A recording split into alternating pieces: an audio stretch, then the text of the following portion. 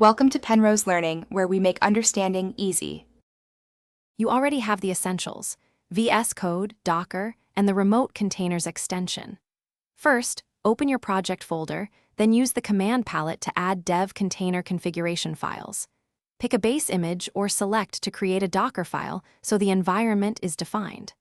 Once done, open the folder in the container to launch Vscode inside the containerized environment. This starts a reproducible development workspace for you to configure. You now configure the middle of the flow, edit dev container, JSON to point at your image or Docker file, set workspace folder, and add a post create command to install deps. Also list Vscode extensions and forwarded ports so tools connect externally. Modify the Docker file to include language runtimes, build tools, and a non-root user. This avoids permission issues later.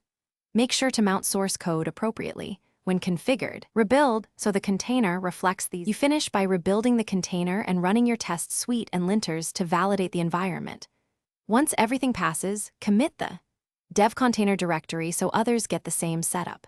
Share notes about required local tooling versions to reduce friction.